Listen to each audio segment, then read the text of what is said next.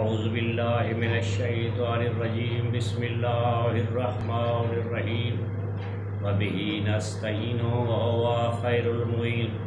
اللہم صل علی محمد وآل محمد بسم اللہ الرحمن الرحیم انما یرید اللہ لیذہب عنکم رجس اہل البیت ویطہرکم تطہیرا اللہم صلی علی محمد وآل محمد۔ میرے محترم ذویل احترام سامعین کرام، آج فدق کے موضوع پر ہمارا تیسرا پروگرام ہے۔ آج ہم اپنے اس پروگرام میں اس حدیث سے موضوع پر علمی اور تحقیقی گفتگو کرنا چاہتے ہیں کہ جس کا سہارا لے کر خلیفہ اول نے پیغمبر اعظم کی اکلوتی بیٹی صدیقۃ الکبریٰ فاطمہ الزہرا سلام اللہ و صلوات اللہ علیہ کو اپنے بابا کے حق سے محروم کر دیا۔ جب بی بی نے حق کا مطالبہ کیا کہ یہ میرے بابا کا حق ہے اور مجھے ملنا چاہیے، تو ممبر پر بیٹھنے والے شخص نے ایک حدیث کا سہارا لیا کہ تیرے بابا نے فرمایا ہے کہ جو کچھ بھی ہم چھوڑتے ہیں وہ صدقہ ہوتا ہے، ہم کوئی وراثت نہیں چھوڑتے تاکہ ہماری اولاد اس کو حاصل کر سکے۔ اس حدیث موضوع کے ساتھ تمسک کرنا نہ عقلاً درست ہے اور نہ ہی نقلاً درست ہے۔ عقلاً اس لیے درست نہیں ہے،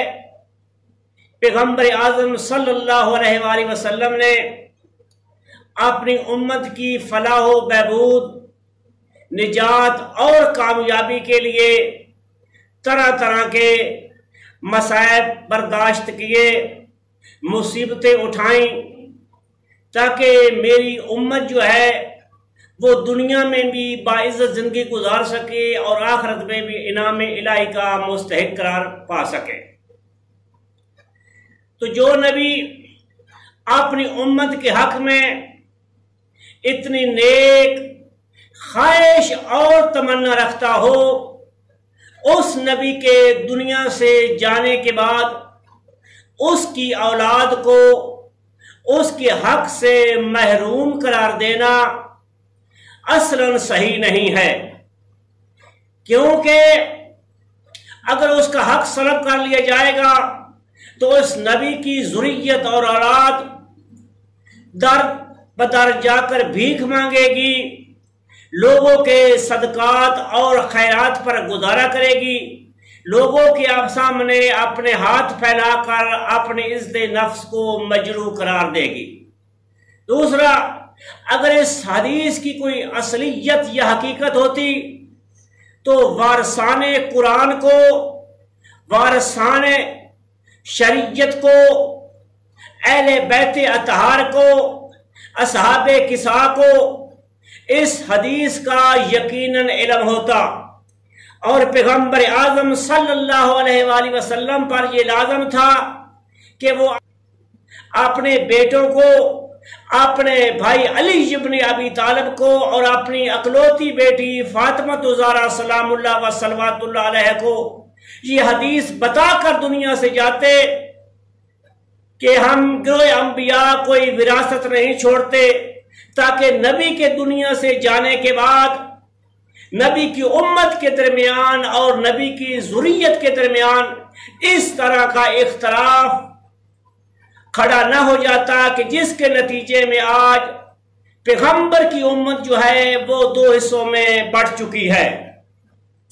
جب پیغمبر کی بیٹی نے اپنے بابا کے حق کا مطالبہ کیا اور حق کو ثابت کرنے کے لیے اور اپنے بابا کی وراثت کو حاصل کرنے کے لیے پیغمبر اعظم صلی اللہ علیہ وآلہ وسلم کی اکلوتی بیٹی نے سورہ نساء کی آیت نمبر 11 کی تلاوت فرمائی۔ بسم اللہ الرحمن الرحیم، یوصیکم اللہ فی اولادکم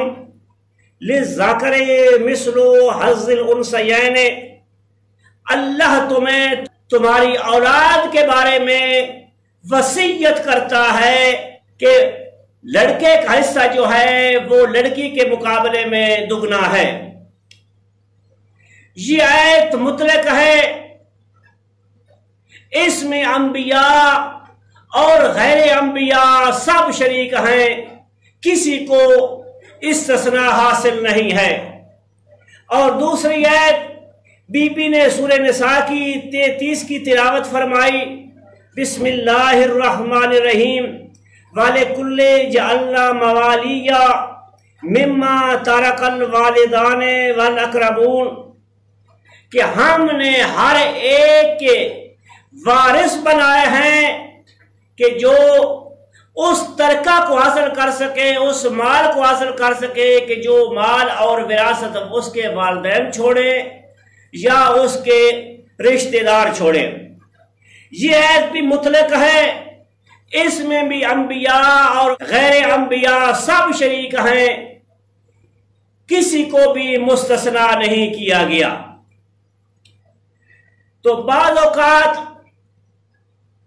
ایک شبہ پیدا کرنے کی کوشش کی جاتی ہے کہ قرآن مجید میں نکاح کے متعلق یہ آیت آئی ہے جو سورہ نساء کی آیت ہے۔ بسم اللہ الرحمن الرحیم، فَانْكِحُوا مَا طَابَ لَكُم مِّنَ النِّسَاءِ مَثْنَىٰ وَثُلَاثَ وَرُبَاعَ، کہ جو عورتیں تمہیں پسند آئیں 2، 3، 4 کے ساتھ تم عقد کر سکتے ہو۔ تو یہاں یہ اعتراض کیا جاتا ہے کہ ظاہراً آیت مطلق ہے، لیکن پیغمبر اعظم صلی اللہ علیہ وآلہ وسلم کو استثناء حاصل ہے، وہ جتنیاں شادیاں کرنی چاہیں وہ کر سکتے ہیں، لیکن پیغمبر کو جو استثناء حاصل ہے یا پیغمبر کی جو تخصیص کی گئی ہے نکاح کے بارے میں، وہ خبر وعید کے ساتھ ہرگز نہیں ہے، وہ تخصیص آیت قرآنی کے ساتھ ہوئی ہے۔ سورہ احزاب کی آیت نمبر 50 ہے، جس میں خالق اکبر اپنے حبیب کو مخاطب کرتے ہوئے فرماتا ہے کہ آپ جتنی چاہیں عورتوں سے شادی کر سکتے ہیں، انہیں عقد میں لے سکتے ہیں۔ آگے فرماتے ہیں خالصۃ لک من دون المؤمنین، یہ تخصیص جو ہے، یہ شرف جو ہے، یہ فقط آپ کے لیے ہے، اس میں دوسرے مومنین جو ہے وہ شریک نہیں ہیں۔ تو یہاں مخصص جو ہے وہ خبر وعید نہیں ہے، بلکہ نص قرآنی کے ساتھ تخصیص ہو رہی ہے۔ لیکن آیات وراثت میں جو تخصیص کی جا رہی ہے یا پیغمبر کی ذات اور ان کی اولاد کو جو مستثنیٰ کیا جا رہا ہے، وہ خبر وعید کے ساتھ کیا جا رہا ہے، اور خبر وعید بھی وہی ہے کہ جو نہ ہی مسلم ہے اور نہ ہی صحیح ہے، اور وارثان قرآن کے نزدیک یہ مجہول ہے۔ اور ساتھ لطف کی بات یہ ہے کہ اس خبر کا راوی فقط پہلا خلیفہ ہے، نہ ہی اصحاب رسول میں سے اس روایت کو کسی نے نقل کیا ہے، اور نہ ہی ازواج رسول میں سے کسی نے اس روایت کو نقل کیا ہے، اور نہ ہی اہل بیت اطہار میں سے کسی نے بھی اس روایت کو نقل کیا ہے۔ جب بی بی کو خلیفہ نے یہ موضوع اور روایت پیش کی تو بی بی نے اس سے کہا کیا تیرا گمان یہ ہے کہ میں اپنے باپ کی وراثت حاصل نہیں کر سکتی؟ تم جان بوجھ کر کتاب خدا کو چھوڑ رہے ہو۔ کیا میرے والد سید الانبیاء رسول اعظم صلی اللہ علیہ وآلہ وسلم آیات وراثت سے خارج ہیں۔ آگے بی بی نے فرمایا کیا تم لوگ میرے والد کی نسبت قرآنی عموم اور خصوص سے زیادہ واقف ہو؟ آگے بی بی نے فرمایا